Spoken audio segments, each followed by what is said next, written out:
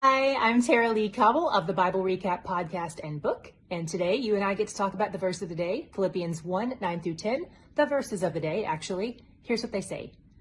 And this is my prayer, that your love may abound more and more in knowledge and depth of insight, so that you may be able to discern what is best and may be pure and blameless for the day of Christ. These words are part of the letter that the Apostle Paul wrote to the church in Philippi. Paul loves these people. He planted this church, he watched it grow, and he spends a lot of this letter reminding them that God would finish what God had started in them. Even though Paul had planted their church, he gave God the credit for it all. Hold on to that thought for a minute.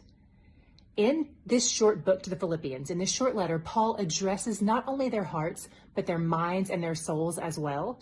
This prayer he prays in these two verses, it's all encompassing. Like it serves as a reminder that no area of our lives is untouched by our relationship with God. Everything in your world should flow outward from God at the very center.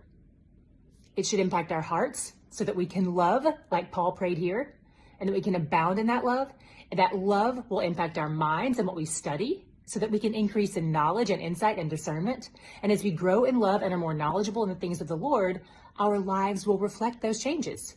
We will grow toward being people of purity and blamelessness of Christ, being conformed to his image more and more. But remember that thought I wanted you to hold on to? It's a reminder from Paul that shows up frequently in this short letter.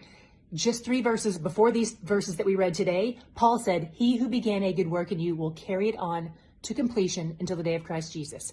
God began it, God is carrying it on, and God will complete it. In other words, he does the doing.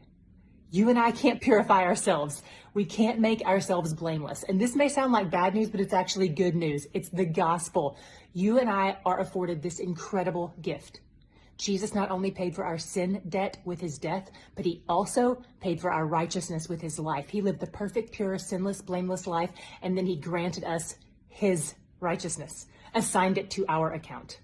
That's where our purity and blamelessness come from, not from any good works that you and I could do. So today I'm praying this prayer for you, that you may abound in love, that your love may prompt you to grow in knowledge and in insight and discernment, and that you'll be able to see where God is moving you and directing you toward the holiness that he has already granted to you through the finished work of his son, Jesus. Lean in. The more you grow in him, the more joy you'll find, because he's where the joy is.